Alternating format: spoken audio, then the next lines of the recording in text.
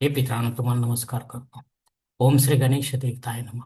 ओम श्री कुलदेवताय नमः. ओम श्री गुरुदेवताय नमः. ओम सर्वश्री इष्टलिंग देवताय नमो नमः. शिवशरणात मित्रांनो, मी कडप्पा परत एकदा आपल्या समोर हजर आहे. माझ्या धर्मकरम चॅनलमध्ये आपले सहर्ष स्वागत करीत आहे. मित्रांनो, पंचांग आजचे आता आपल्या समोर सादर करीत आहे.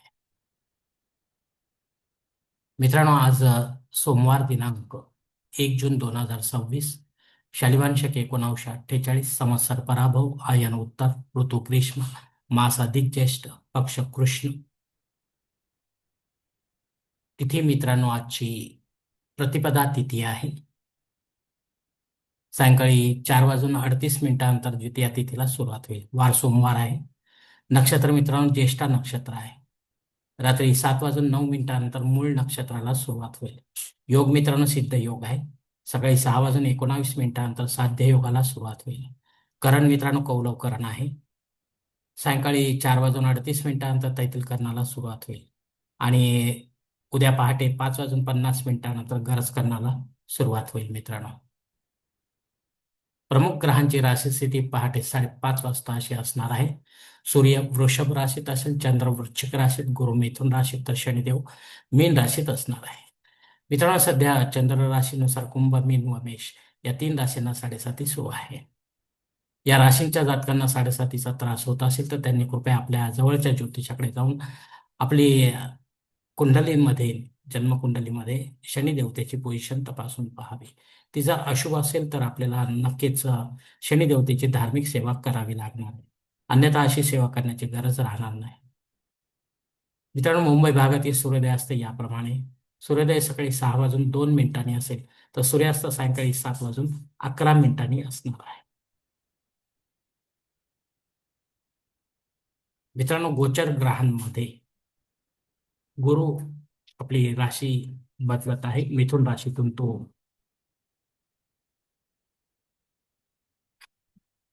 आपल्या उच्च राशीत अर्थात कर्क राशीमध्ये प्रवेश करत आहे. आज मध्यरात्रीनंतर साधारण 2 वाजेच्या दरम्यान. यासाठी मला स्वतंत्र व्हिडिओ तो आपण पाहू शकता. मित्रांनो, 12 नंतर 2 तारीख लागणार आहे. मित्रांनो, आता या पंचांगाच्या आधारे आता आपण आजच्या पूजेसाठी लागणारा संकल्प सोडणार आहोत. तेव्हा आपण आपल्या उजव्या हाताच्या तळहातावर एक पळी पाणी, थोडे अक्षत, एक फुल वा फुलाची पाकळी घ्या आणि हा छोटासा संकल्प म्हणायला सुरुवात करा. मित्रांनो,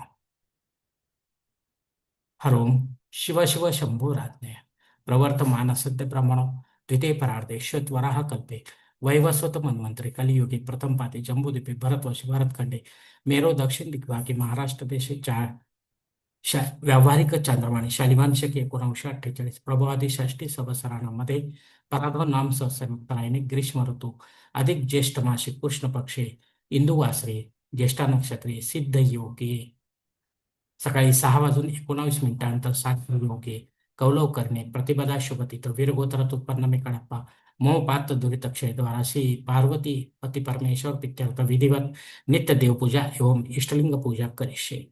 मित्रांनो, याच ठिकाणी हा संकल्प संपलेला आहे. तेव्हा आपण आपल्या उजव्या हाताच्या तळहातावरील संकल्पाचे पाणी जवळच्या निर्माल्याच्या तामणात सोडून द्या. मित्रांनो, या संकल्पाची वेळ मर्यादा सकाळी 6:19 आहे आणि त्यानंतर सायंकाळी 4:38 देखील असणार आहे. या वेळेनंतरही आपल्याला संकल्प सोडायचा असेल तर कृपा करून आपण वरील बदललेल्या पंचांगाचा आधार घ्यायचा, नवीन संकल्प तयार करायचा आणि त्या संकल्पात आपण करत असलेल्या धार्मिक विधीचा उल्लेख अवश्य करायचा. तेव्हाच आपली धार्मिक सेवा संबंधित देवतांपर्यंत पोहोचेल आणि त्यांचे आशीर्वाद आपल्यापर्यंत पोहोचतील. आपले जीवन अधिक सुखमय बनेल. मित्रांनो, मित्रांनो, या मासातील मुहूर्त आपल्याला हवे असतील तर माझ्या स्वतंत्र व्हिडिओची लिंक या ठिकाणी दिलेली आहे. ते ओपन करून आपण पाहू शकता. मित्रांनो, आपल्याला हव्या त्या विधीसाठी मुहूर्त. मित्रांनो, कारण हिंदू धर्मामध्ये मुहूर्ताशिवाय कुठलेही कार्य करू नये, जे महत्वाचे कार्य आहेत ते. कारण याचे आपल्याला जर चांगले फळ हवे असेल तर मुहूर्त पाहूनच कार्यसिद्धी करावी. मित्रांनो, पंचांगातील इतर काही महत्वाची जी माहिती आहे ती आता आपण पाहणार आहोत. पंचांग शुद्धी नाही मित्रांनो. दिनविशेषमध्ये प्रतिपदा श्राद्ध कम आहे. काल देखील होते. मित्रांनो, कालचा वेळ आपल्याला जर जमत नसेल जमला नसेल तर आजही आपण ते करू शकता मित्रांनो. कारण अपराह्न काळामध्येच आपल्याला हे पितरांचे श्राद्धकर्म करायचे असते. तेव्हाच पितर सेवा आपल्या पितरांपर्यंत पोहोचेल आणि त्यांचे आशीर्वाद आपल्यापर्यंत पोहोचतात.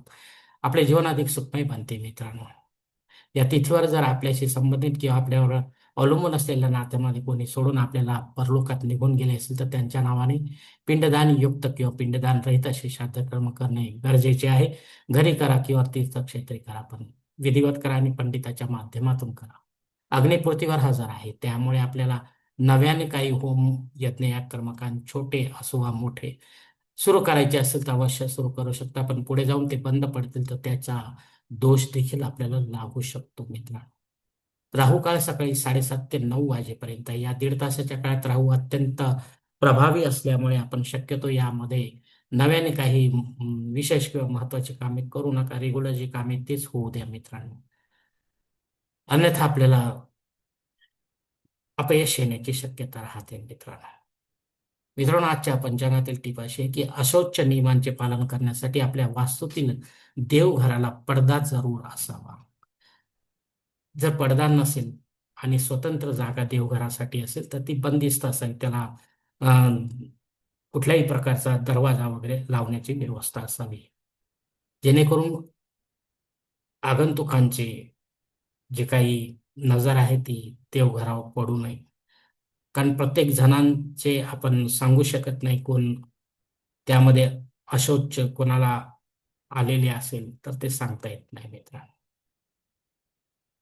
किंवा महिलांच्या ज्या पाळीचे जे दिवस असतात ते देखील आपण सांगू शकत नाही. म्हणून शक्यतो हे बंदिस्त असावे किंवा देवघराला पडदा असावा आणि पूजा झाल्यानंतर लगेच तो लावून घ्यावा मित्रांनो. पूजेच्या वेळेलाच ओपन करावा. पूर्ण दिवसभर उघडा तसंच ठेवू नये मित्रांनो ते. धन्यवाद मित्रांनो. आजचा हा पंचांगासंबंधीचा व्हिडिओ मी याच ठिकाणी संपवत आहे. आपण जर माझ्या मते सहमत असेल तर कृपया माझे धर्मकरम चॅनल सबस्क्राईब करा, लाईक करा, आपले कुटुंब मित्र परिवारासह शेअर करा. तसेच कॉमेंट्स बॉक्समध्ये आपली मत अवश्य नोंदवा आणि माझा पुढील व्हिडिओ आपल्यापर्यंत पोहोचण्यासाठी बेल बटन अवश्य दाबा. धन्यवाद मित्रांनो. पुढील भेटीपर्यंत आपण खुश राहा, आनंदी राहा, प्रसन्न राहा. हरिओम. शिवशंभो महादेव.